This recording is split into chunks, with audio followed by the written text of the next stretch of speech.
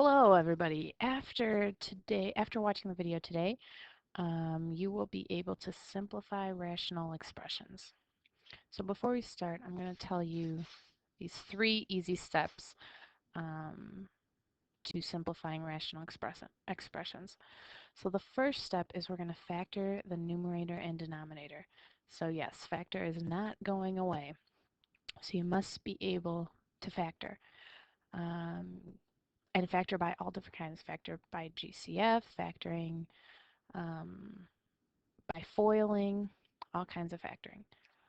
The second step is to express each common factored pair in the numerator and the denominator as 1.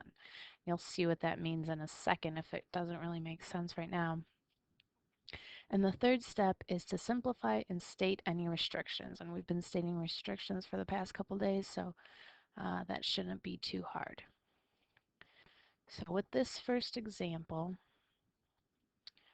we have 7x minus 28 over x squared plus 3x minus 28.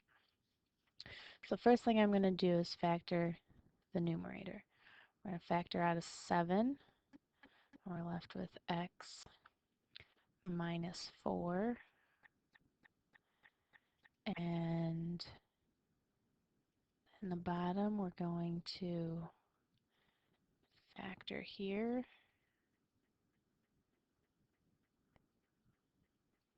Okay, so what factors of 28 can you add to get a 3? You'll get a 7 and a 4. This will be a minus, this will be a plus, because when we FOIL, we need to get a negative 28 and a positive 3. So now we see that we have an x minus 4 on the top and an x minus 4 on the bottom. So we're going to take those out. Kind of like factor by grouping, how we take the common group out. So we have x minus 4 times 7 over x plus 7. Now, if I were to ask you what is 5 divided by 5, you would tell me 1, right? So this is the same thing. It's the same quantity, so x minus 4 over x minus 4 is 1. So this becomes a 1. Sorry, looks like I split that in half, but that's a 1. 1 times 7 over x plus 7 is just 7 over x plus 7. So 7 over x plus 7 is our final answer, because we cannot simplify it anymore. Now, this is our final answer. This is simplified, but we have to state our restrictions. Now, our restrictions come from the beginning. So we're going to do our restrictions based on the denominator of the original equation. So our restrictions are going to be x cannot equal 4 and x cannot equal negative 7. We cannot only do the restriction for the simplified denominator, we have to do it for the original denominator. Okay? Alright, let's try the next one. So this next one is a little more difficult, but nothing we can't handle. So we're going to factor the top. I'm going to have a 2x in that quantity, and I know I'm going to have an x in this quantity. Factors of 32. That'll give me a positive 16. That'll be a 4 over here and an 8 over here. Now when we FOIL, 2x times 4 gives us a positive, or well, we don't know yet. I didn't put any operations. So 2x times 4 will give us 8x. 8 times x will give us 8x. 8x plus 8x gives us a 16x. And 8 times 4 gives us 32. So we're going to make them both positive. And over x plus 4. Now the same thing, we've got an x plus 4 in the numerator and an x plus 4 in the denominator. So we're going to factor those out. X plus 4 over x plus 4 times 2x plus 8 over 1, because we factored that out. Okay, so 2x plus 8 over 1 is just 2x plus 8. And that is our final answer. We cannot simplify that anymore. When we do our restrictions, x cannot equal negative 4. Okay? All right, let's try the next one. 9x plus 6x squared over 3x. So we can factor out a GCF out of the top. We factor out a 3x, and we're left with 3 plus 2x over 3x. We're going to take out these common factor in the numerator and the denominator, which is a 3x over 3x times 3 plus 2x over 1. This is a 1. 3x over 3x is 1. And then our final answer is 3 plus 2x. Our restrictions are x cannot equal 0 because of over here. The only way the denominator can be 0 is if x is 0.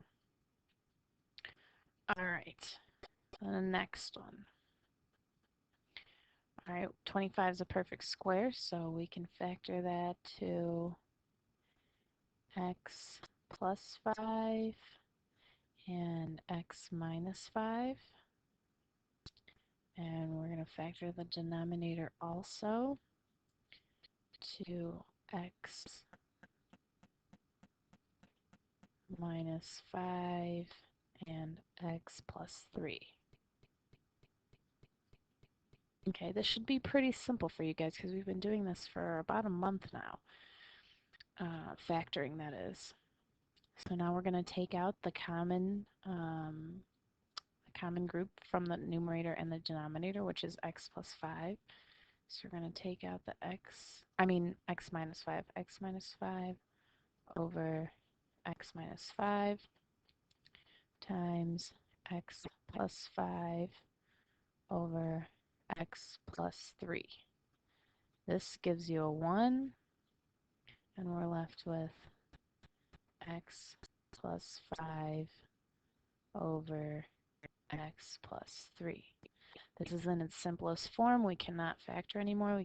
There's no common factors in the numerator or denominator. So this is simplest form. When we do our restrictions, x does not equal 5 and x does not equal negative 3. Don't forget our restrictions come from the original expression. All right, let's see here. We have one more. Now, when you look at this problem, you should be thinking about the different ways that we factor. Here we have a 25 and a 4. We have to think about what 25 and 4 have in common. They are both perfect squares.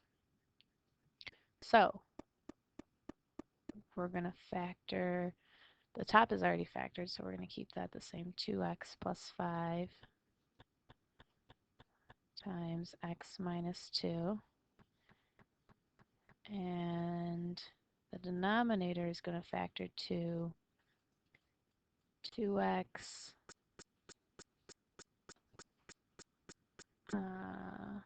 plus 5 and 2x minus 5. Okay. Our common factors in the numerator and denominator is 2x plus 5. So we're going to take 2x plus 5 out times what's left, x minus 2 over 2x minus 5. This expression is a 1, so we're left with x minus 2 over 2x minus 5. There's no more greatest common factors. We can't factor anymore, so this is our simplified answer.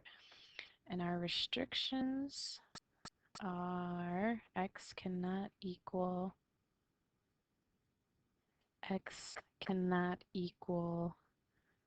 5/2 and x cannot equal a -5/2. And that's it. We're just factoring, simplifying rational expressions. All right, I will see you guys in class.